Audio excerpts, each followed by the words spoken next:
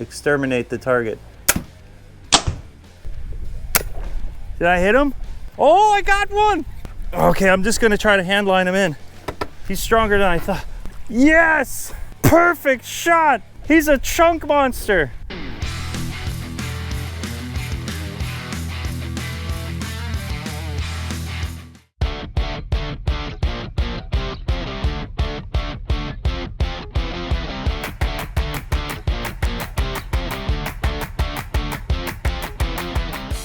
Well, if you read the title of the video, you know Heiko's got himself a new toy, and it's a fishing toy, but it's also a hunting toy. So in this episode, we're gonna be fish hunting, and I got a target set up right there. I've never shot this before, and we're gonna shoot it right now. Hopefully I don't end up with an arrow stuck in me. And then we're gonna try to kill a fish with it. And of course, we're gonna cook it up, because this is the South Florida Fishing Channel where we do catch and cooks. Hit the subscribe button if you haven't already. And if you're a subscriber, hit that like button. But this right here is the Ballista bat reverse crossbow, looking super sexy. We got some optics on it, foregrips on it, and we got a reel in the front to hold some fishing line that's gonna attach to our darts. That's it right there. Also, the back grip is extended, or you can extend it so you can get beautiful. I mean, it feels smooth, it feels good. Let's get this thing cranking. There's two types of arrows that comes with the crossbow. One is just a regular dart.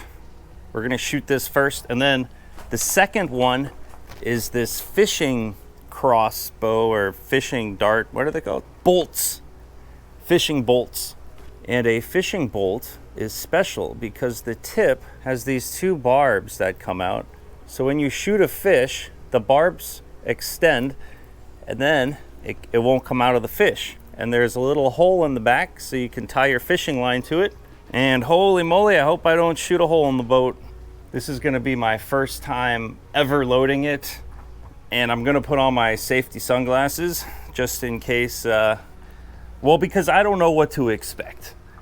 And this dart, I think the first step is to pull it back, I think. So this lever here is gonna pull our string back, and then it should click into place. I probably should have read the instructions. Okay, you know what? Putting it on the ground is probably the safest. I'm not sure. Oh, okay. All I did was pull it very far back. You saw I just did that one-handed. It was super easy, but I think next time if you put it on the ground or you put it on your foot and you pull up, that is definitely gonna be the easiest way to do it. We're gonna take our bolt here, and I believe we're just gonna insert it.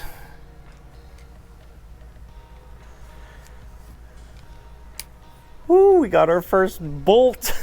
Oh boy, all right. I'm guessing the sights are not gonna be sighted in at all, so we'll probably need a couple of shots to get it dialed in, but here we go, first shot reaction.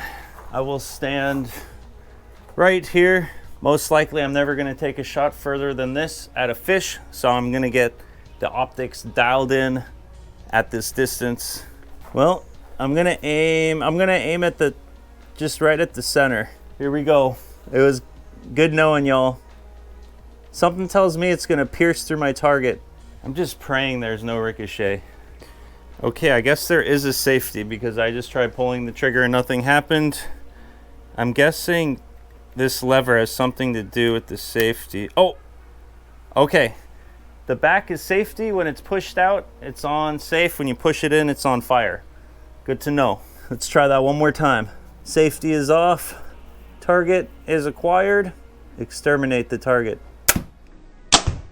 Zero recoil. All right, baby, that's what we're talking about. Let's see where the dart is. Okay, all right, so it looks like we shot about 3.5 inches low.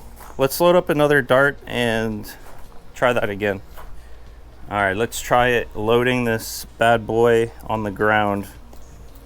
Oh, that is so much easier. So safety is automatically turned on when you load it. So push this button here to take it off safety. Woohoo! We're hot, baby. Okay, we have a small problem. I cannot find where it went in. I think the dart went into this box somewhere. This was the first shot. I don't know where the second shot went. Oh, it's right. Is that? All right, I suck. I need to get a real target. 1 second. Okay, this time I have a real target. The hog. An actual archery target. We're gonna aim right at the sweet spot. Say goodnight, Mr. Piggy. Oh, safety, almost forgot. Say goodnight, Mr. Piggy. All right, let's shoot it one more time. Hasta la vista, pig. All right, so I still gotta get used to shooting this thing a bit. My groupings aren't that great, but I was aiming for this, so that means the sight is shooting low. I'll adjust that by about 2 inches or so, and we should be hitting on the money every time. On this scope, there's 2 dials. There's one on the top and one on the bottom. So if you're shooting low, you would twist this to the right, and it'll move your red dot to where you need it to go. So I just dialed it in a bit. Let's see how we're shooting now. Now that I have a better understanding of how the gun works. Woo! Bullseye, baby! Got it. Dead center. Let's put a second shot in there, just make sure we are consistent with our shots. All right, I'm already feeling like a pro. Got the dart loaded. Oh yeah, look at that. Look at that. Money. All right. We're shooting bullseyes. But before we take this to the water, let's try shooting one of these fishing bolts. I got the string tied to it, and then we're just gonna slide it on in here. And we don't want any loose lines, so let's reel that in. Before you shoot it, you wanna push this button on your spool because that'll put your reel into free spool. So push that, and now line. Yeah, line can easily flow out of there. All right, it feels weird shooting something with a string attached. All right, I'm gonna aim in the exact same spot, dead center of the hog. Here we go, safety off. Bullseye! It flies perfect, the line came out. All right, check this out. So you can see that the line is coming out of the reel. The line's going down here, and that is a direct bullseye. And you know what's crazy? It actually went exactly where I was aiming. There is no drop or anything. We got the sights dialed in now. It's perfect. I think it's time we try to shoot a real fish. Give me my arrow back. Oh my. I might have screwed up here. Probably shouldn't have shot the hog with the fishing tip because it opened up inside of the hog and now I can't pull it out. Come on, baby. Yeah, that ain't coming out. Okay. Well, I did that so you don't have to. If you get the normal bolts dialed in, don't bother shooting your target with the fishing one. It's good and it's good to go. And we are on the boat heading out to the reef. And in case you're wondering, when it comes to shooting fish with a crossbow, the same rules apply as spearfishing. So because I'm in the upper Florida Keys, there's no spearfishing within 3 miles from land. So I gotta go 3 miles from land out to the patch reefs. Once we get out to the reef, I'm gonna put a chum bag out the back of the boat and hopefully some fish show up. But it is currently 4:30 p.m. I do not have much time left, but it's gonna be windy for like the next week, so I thought I'm gonna try to run out real quick. Hopefully we can get ourselves some dinner on this quick little afternoon run. And I brought the beanbag. I thought the beanbag could be a good thing to lay the crossbow on top of when I'm not using it. I don't know, maybe I'm a genius. But let's head out to the beautiful Keys blue waters. Yes, that'll work. Roll the music.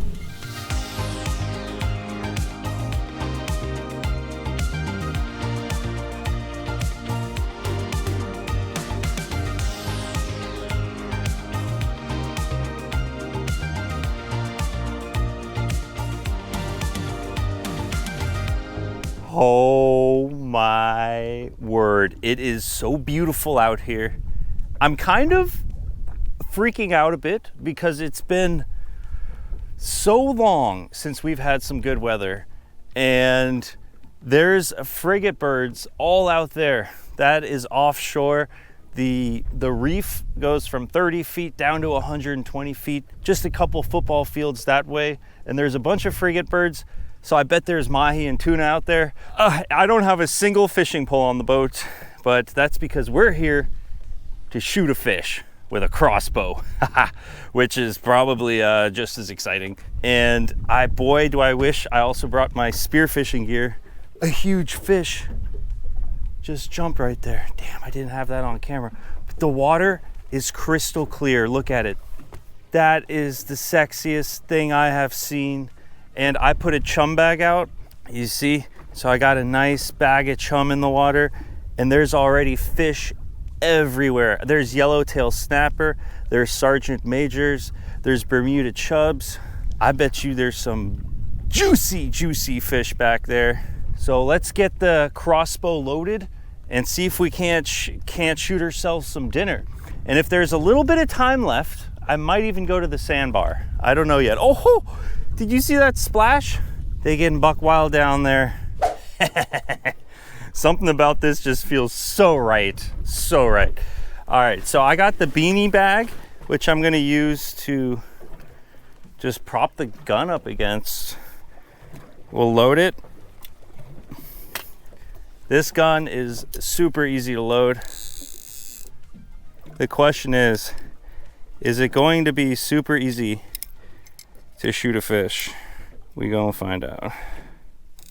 Of course, right as I get ready to shoot, the seaweed has to come.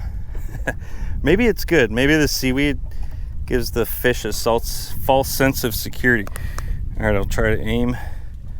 Everything looks good. Take the safety off. And we're in action. Remember to keep your spool in the open free spool position, or else you might lose your shaft. Or not might, you will lose your shaft. And I didn't bring my mask, so I won't be able to swim down there. Come on. There's one. Getting them dialed in. They move faster. You know, they're fast moving fish. Oh, I forgot to extend the buttstock. Oh, much better. Come here, baby. I almost had that one. Did I hit him? I don't think I did. All right, time to reload. So for reloading, we can just reel in all the line we just shot.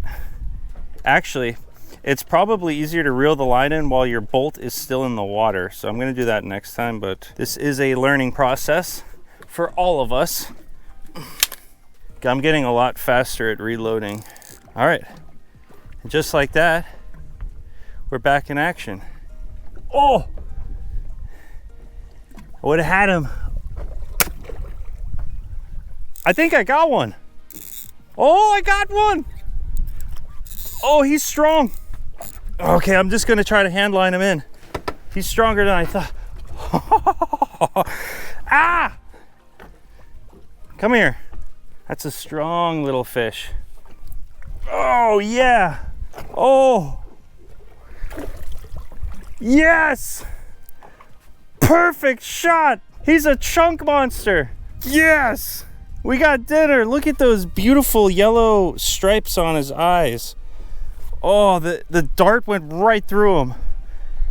Absolutely smashed him. Woo!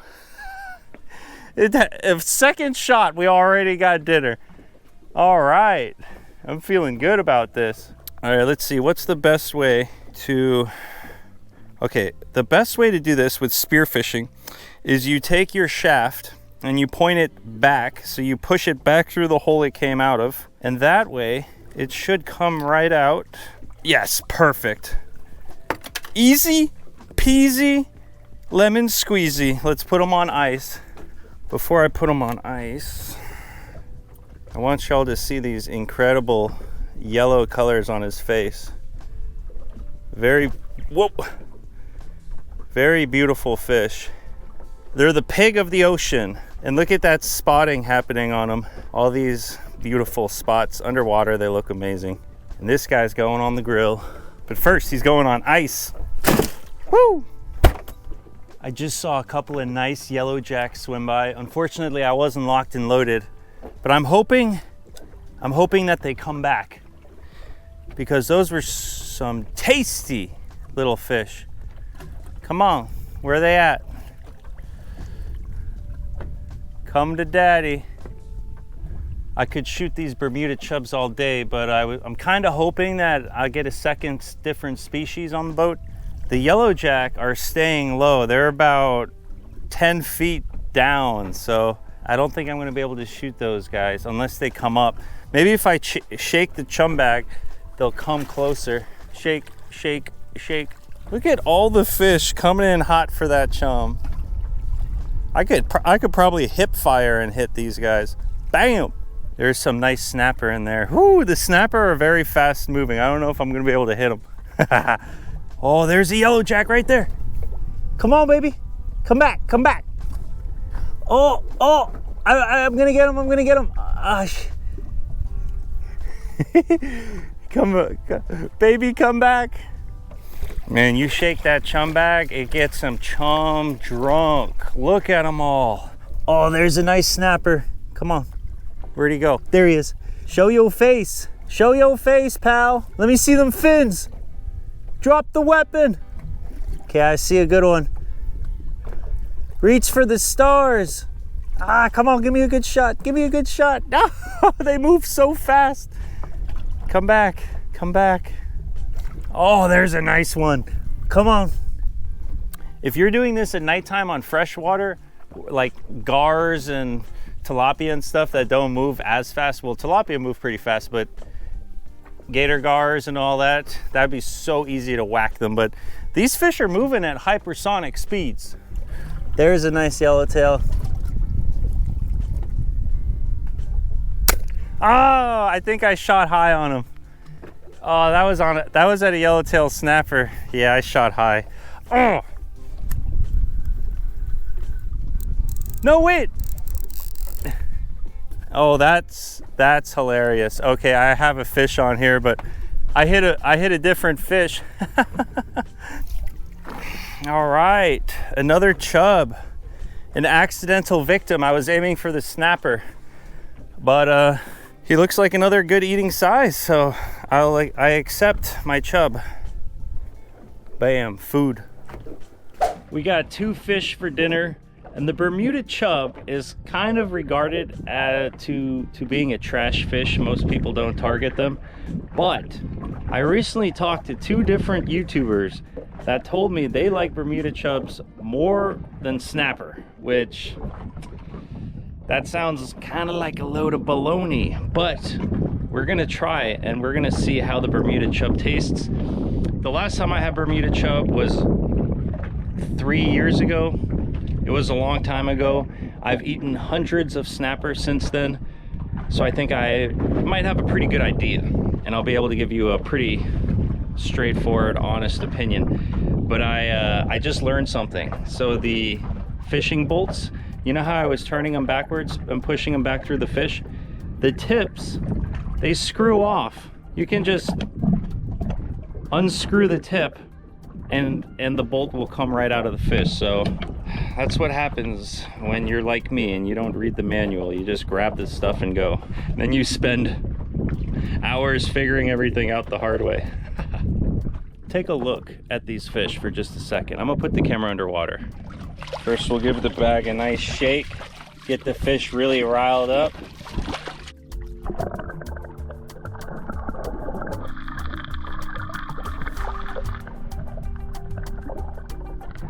How cool is that? All right, you know what time it is?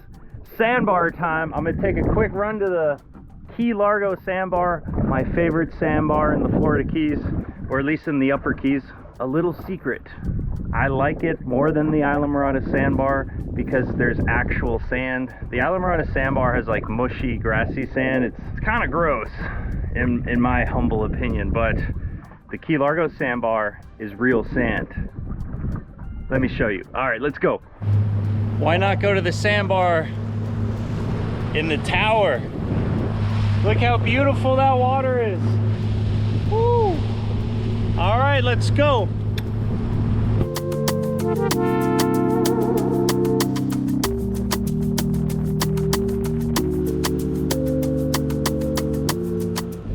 Welcome to the Key Largo sandbar. All right, we're at the sandbar, and as always, look how beautiful it is. We got people blasting music. We have beautiful, crystal clear water with beautiful sandy bottom. I'm telling you, this is the one you want to go to. This is the sandbar of dreams, fantasies. Let's hop in.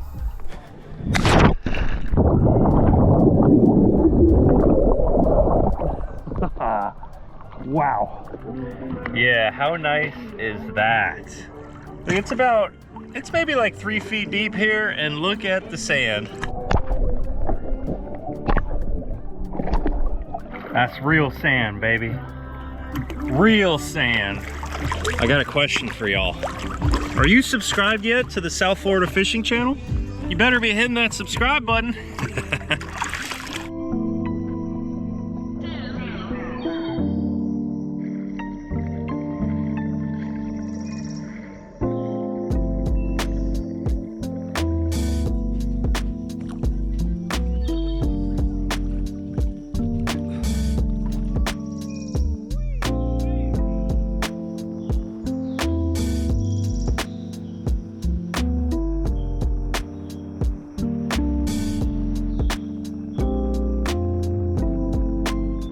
Home sweet home. Back in the mangroves, back in the bay. Did you guys enjoy that? I know I did. But let me know, what should I shoot next with my new crossbow? I'm thinking maybe some mahi offshore or something crazy. But if y'all want to get yourselves a badass crossbow, I got a little discount code on that one in the video description below. So make sure you check that out. But what we're gonna do now is we're gonna clean the fish, and we're gonna see, does Bermuda chub taste better than mangrove snapper? It seems unlikely, but we're gonna find out. We got our chubs nicely iced down. Oh yeah. And you know what a good indicator is if a fish is good to eat or not? Let me show you my indicator right there. You see that little black ball of fur? If he wants to eat some of this, then we know it's probably a good fish. Hey buddy, just come take a smell. What do you think? All right, so let me cut you off a piece. Well, he didn't run away from it. Kind of looks like a tilapia. I always refer to them as the saltwater tilapia.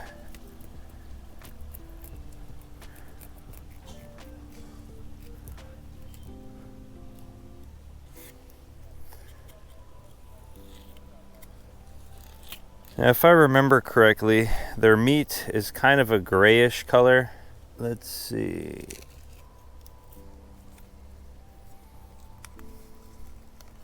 You know what? It doesn't look that bad. It actually looks decent. All right, let's see. Will Elliot eat a piece? Hey buddy, Elliot, look up here.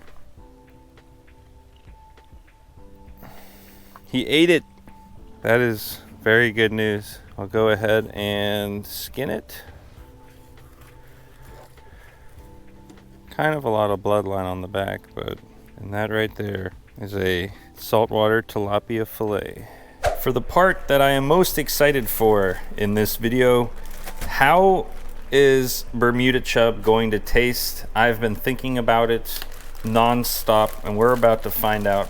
Also, if you think that crossbow was super cool and you want to get yourself one, please use my link in the video description below. I'll pin it in the comment, the top comment. If you use my link, it'll let them know that you guys love this video, and they'll send me some more cool toys to try out. And I really want to shoot a mahi with that crossbow, so that's coming up. All right, first impression, there's kind of a lot of bloodline, and the meat is this funny gray color. So it's first impressions are not exactly ideal, but it's not the worst. So I'm just gonna cut the bloodline out to give this fish the best chance of tasting good. There we go. There's a little bloodline left here. I'll just carefully remove that.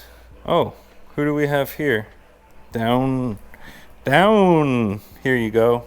He likes it. So if the cat likes it, that's usually a good sign. There's some fish he doesn't like, which is kind of weird. All right, that is a cleaned piece of Bermuda chub.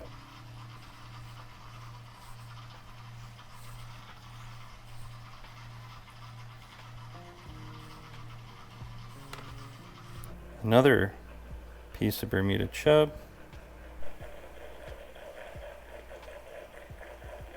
Here we have a Bermuda chub perfectly cleaned up, and the other Bermuda chub is still in this bag. I might try to fry that up later today, but I'd figured let's try this before I do anything else.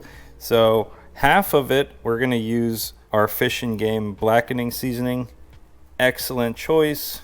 I work with this seasoning a lot, so I know exactly what to expect in terms of flavor with the fish. And then the other fillets, we're just gonna do some salt and pepper. Voila.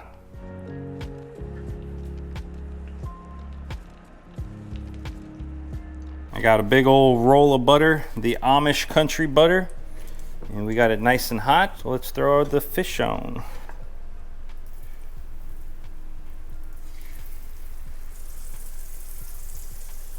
Okay, that initial flavor, that smell, it does smell good. My hopes are high.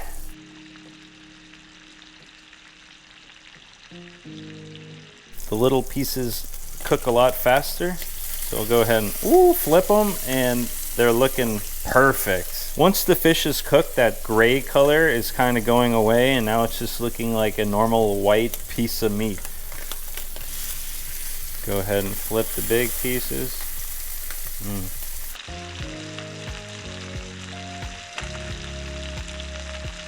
We will take off the small pieces first.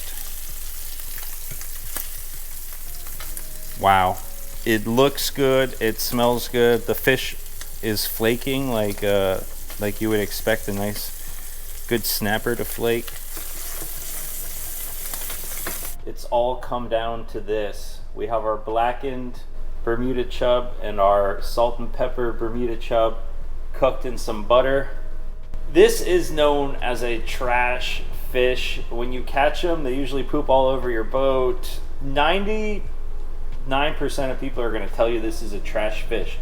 But every time I call it a trash fish, there's always like 3 or 4 people in the comments that are like, no, I love Bermuda chub. I like it more than snapper. So and I've had people in person tell me that. So it looks beautiful. It's got a nice white flakiness to it. I mean, exceptional looking fish.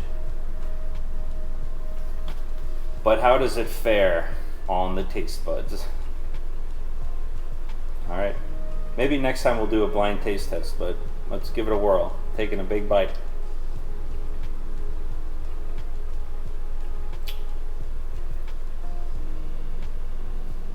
I think if I didn't know that was a Bermuda chub, I would tell you that was an excellent bite. But I'm battling in my head with how I feel about it. Let's just try the salt and pepper one.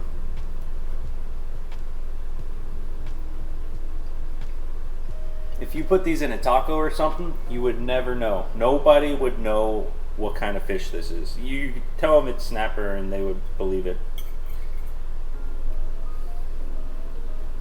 It's actually not bad. Look at that. That is a big chunk right there.